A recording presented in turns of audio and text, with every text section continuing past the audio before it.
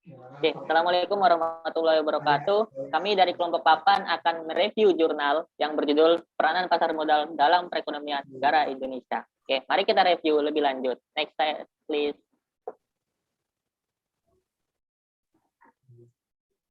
Oke, di sini dari super team sendiri yaitu Revi Darmawan dengan NRP 50312111051. Saya Novel Raffi dengan NRP akhir 104. Saya Made Krisna dengan NRP 3 digit terakhir 072.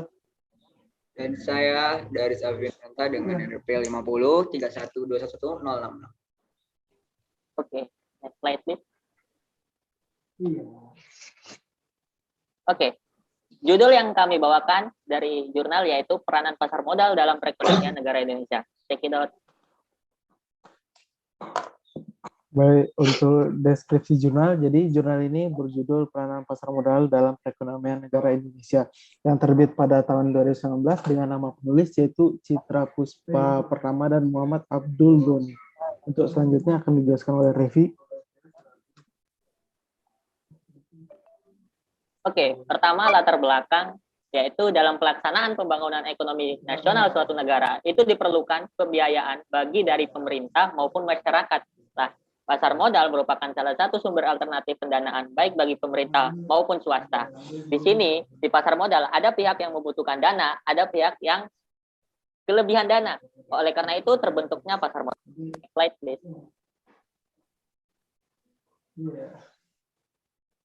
Dari landasan teorinya, pasar modal adalah tempat bertemunya pihak yang membutuhkan dana jangka panjang dengan pihak yang membutuhkan sarana investasi.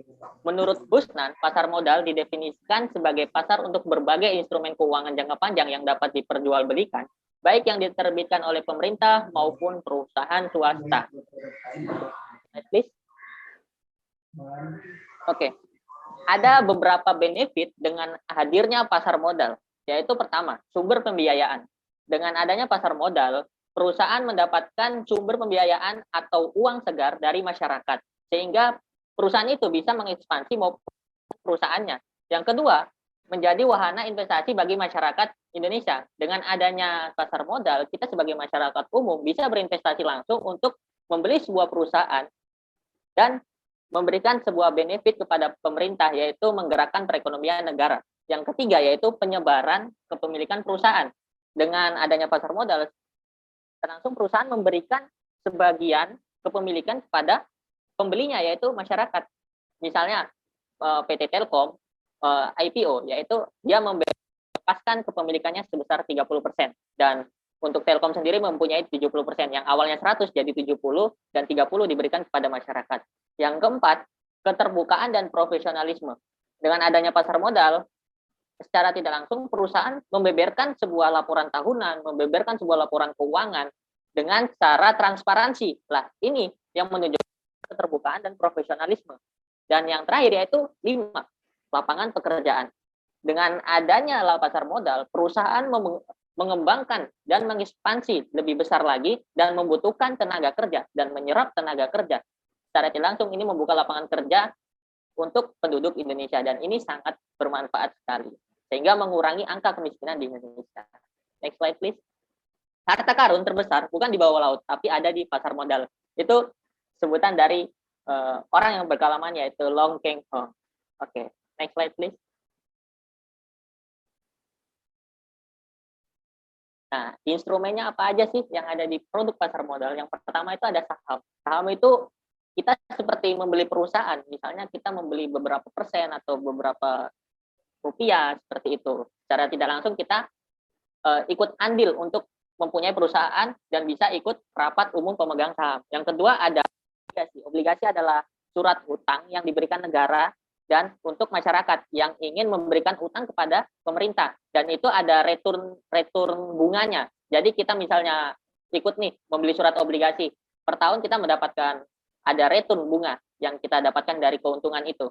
Yang ketiga ada reksadana. Reksadana adalah kita menaruh uang atau menitipkan uang kepada manajer investasi, yang mana nanti manajer investasi itu mengelola keuangan kita dan kita mempercayakan kepada manajer investasi tersebut seperti Sukorinfo Bank. Dan next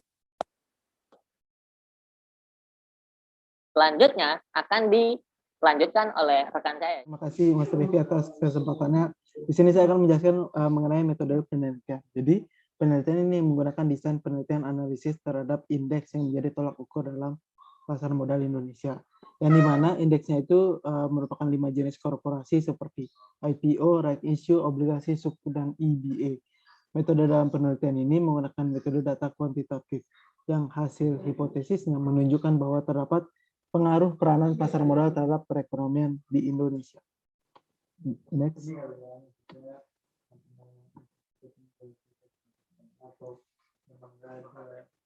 Untuk implikasi dari penelitian jurnal ini menunjukkan bahwa terdapat perbedaan jumlah investor antara negara berkembang seperti Indonesia yang hanya memiliki 3% investor dari keseluruhan warganya, sedangkan negara maju seperti USA memiliki total 40% dari keseluruhan warganya.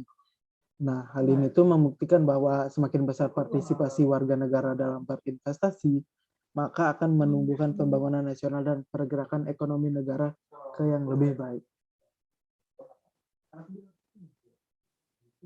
Selanjutnya akan dijelaskan oleh Nova. Oke, selanjutnya di bagian ketiga yaitu analisis. Di Indonesia sendiri, perkembangan pasar modal berjalan secara fantastis atau dinamik. Pasar modal menawarkan berbagai pilihan investasi seperti IPO, rights issue, obligasi, suku, dan EBA.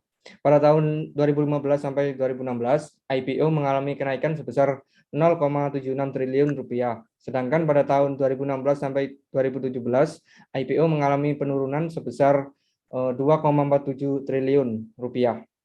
Rights issue terus mengalami kenaikan dari tahun 2015 sampai 2017, dapat dilihat kenaikannya sekitar 22,5 triliun per tahunnya. Obligasi, suku, dan EBA juga mengalami kenaikan sama seperti rights issue yang total kenaikannya per tahun itu sebesar 149 triliun rupiah. Berdasarkan data di atas, dapat dilihat dari 3 aksi korporasi terus mengalami kenaikan dari tahun 2015 sampai 2017, yang menandakan bahwa pasar modal juga berpengaruh penting dalam perekonomian di Indonesia. Ini ada tabel tren investor milenial di pasar modal. Selanjutnya, kelebihan dan kekurangan jurnal ini, yaitu kelebihannya, literatur yang diambil berasal dari banyak sumber. Kekurangannya, pemodelan gambaran yang kurang.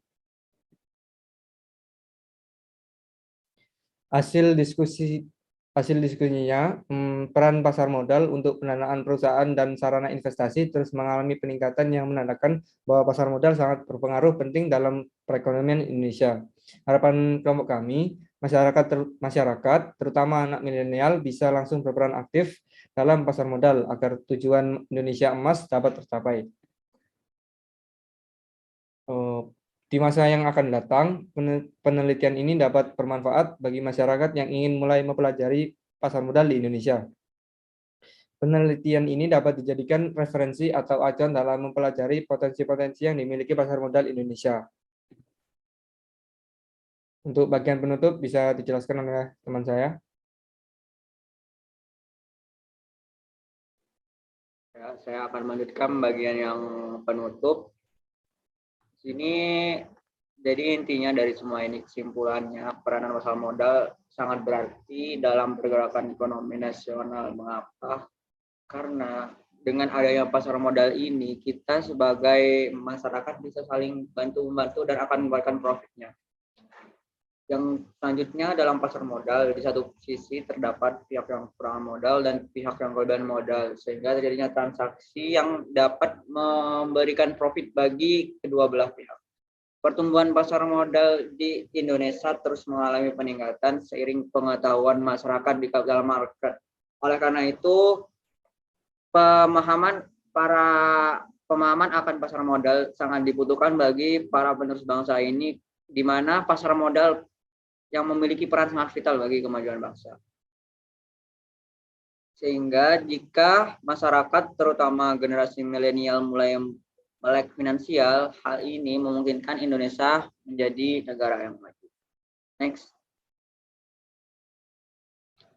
Oke, yang terakhir, kami dari kelompok 8 ingin mengakhiri presentasi kali ini. Terima kasih atas perhatiannya. Arigato, thank you, terima kasih. Matur sukma, matur suwun sakalangkong. See you.